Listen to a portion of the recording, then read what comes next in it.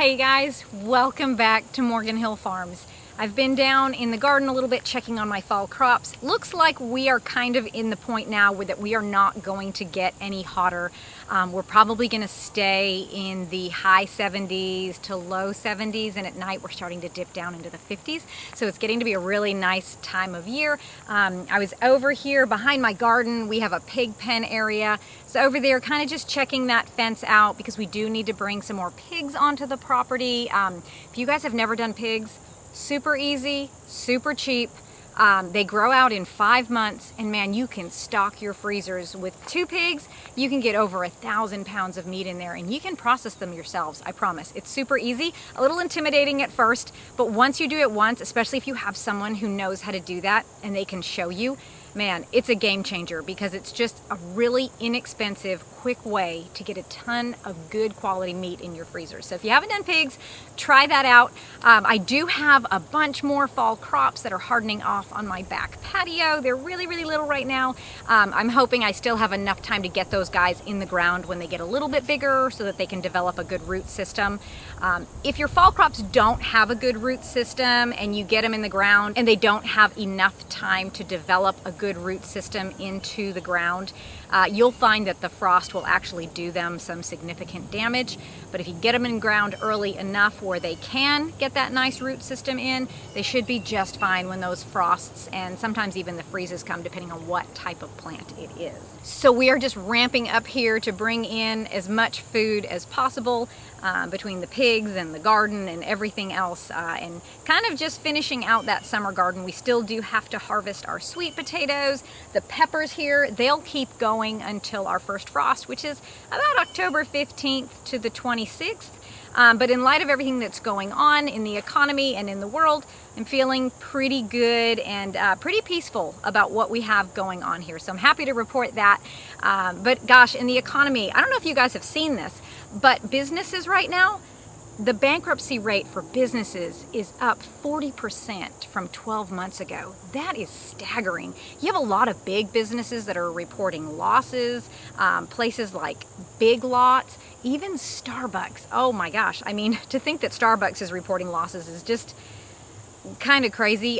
We don't go there. I went there once just to get my kids a drink, and for 4 kids it cost me $26 to get them drinks, and I thought, I'm never coming back here. But anyways, a lot of people frequent Starbucks, so for them to have losses is crazy. Dollar Tree just came out saying that they're seeing decreased spending from middle and upper class Americans. I mean, I didn't really realize that Dollar Tree was the store where upper class Americans shopped, but apparently in this day and age it is. Also, Big Lots is going to close 315 stores. You have Rite Aid that is in severe danger of just shuttering the rest of its locations throughout the United States. All of these businesses that have been staples in America are just, they're closing up, they're shutting their doors, they're boarding up their windows, and it's really, really sad to see. And it's just really a sign of the times that we're in. But I do have to say, I feel a little bit vindicated with the current economic reports coming out, and you know, some big nationwide news corporations saying, you know, we are thinking we're coming towards a recession. Our signaling points are pointing to recession now. There's some key indicators that we've seen that may even say that we went into a depression or a recession, I should say. Whoops, that was a little Freudian slip there. That we went into a recession in April or May. I think we're looking towards more of a depression myself, like I just slipped and said a moment ago. So I'm feeling a little vindicated in that, but I don't think that we should you know, get our hopes up that we're going to see too much truth in the media.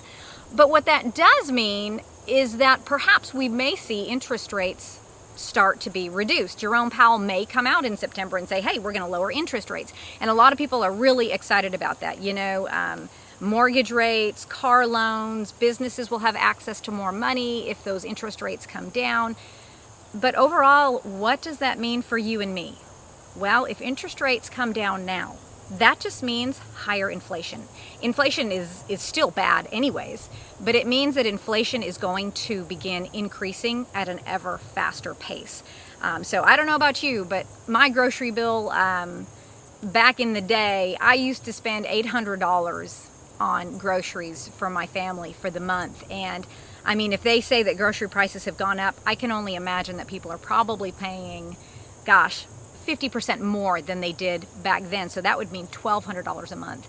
But if we're talking about inflation increasing and snowballing and getting faster and faster and faster, I mean, are your pocketbooks prepared for $1,500 a month for your groceries on top of everything else that's going up?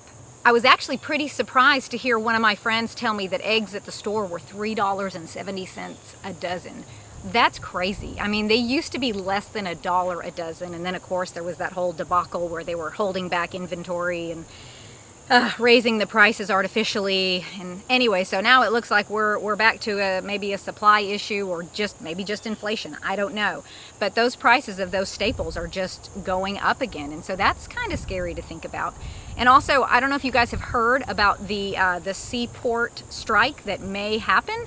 Apparently September 30th, there's going to be a contract for the dock workers that's expiring, and this is going to affect 45,000 employees. So this is a union. It's all the way from Texas all the way up the East Coast to Maine, and dock workers there may go on strike if they can't renegotiate a contract.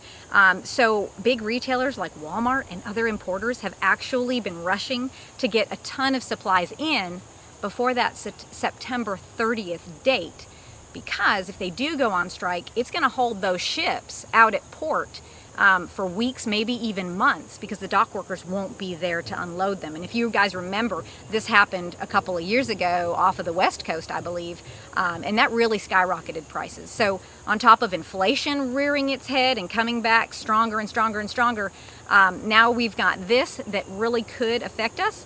So I just want to encourage you guys, if you need something, I would say get it now. If you need a new set of tires on your car, I would get it now while the prices are where they're at, so that you aren't paying an extra $200, $300, $400 for a set of tires on your car. Have you checked things like your shampoos, like your soaps, those toiletries, toothbrushes, toothpaste? All of those things would be important to get now. Also, bulk foods I order from Azure Standard, so we have an order coming up in a couple of days. So I'm going to be bringing in some more grains, more dried fruits, things like laundry detergents, cleaners, all of those things that I think I could just maybe stock up on a little bit more. If you're at the point right now where you do have a little bit of discretionary spending, most Americans don't, but if you do and you're blessed to have that, I would say see what you can kind of put away just in case. I mean, a thing of laundry detergent at Costco is costing me like $21. I mean, what if it goes to $30? That's ridiculous. So try to get that now at the lower prices. Also, like my gardening supplies, I have already bought a lot of my amendments for next year. I've bought all of my peat moss. I found a great deal on that. I've sourced large quantities of bone meal and blood meal. I also have all of my seeds for next year. I'm not saying I won't buy more, because, you know, we always buy more seeds. But I have most of those as well. And so I'm just trying to get everything that I need now, just in case, because I don't want to look back and say, dang, you know, the price of that has just gone way up and now I don't feel comfortable buying it. Another thing to think about too are things like maintenance items. So, you know, we have a mower. Anytime anything breaks on that, I go to my local store and I buy the part for it so that we can repair it, but I buy one extra just in case. Also, you know, if you all have farms or things like animal feed would be good to stock up on. That's gone way up in price anyways. We've started to source our hay from a teenage kid who uses his grandfather's tractor and baler, and he bales his own hay and sells it to us for an insanely cheap amount. So we've started sourcing from him. That's been a wonderful blessing for us, and we're able to help him out as a teen kid, you know, who's still in school but wants to make some money. But also back to the maintenance things like hydraulic fluid, oil filters, anything like that you're having to do regular maintenance on any of your equipment or vehicles, things like that, I think would be really good to have. You know, you might say, oh, in a crisis time, I'm probably not going to mow my lawn, I'm probably not going to be using my weed whacker, but if security is something you're thinking about, a tall lawn is not something that you want in your front yard. It can kind of hide a lot of things. I know that because our pasture surrounding us here, when that gets really tall, we thought we lost the dog the other day and he was just laying in the pasture. So it took us about an hour to find him. He didn't come back. He was a bad boy, but he just was laying in the field up by one of the trees in the tall grass, and we couldn't find him.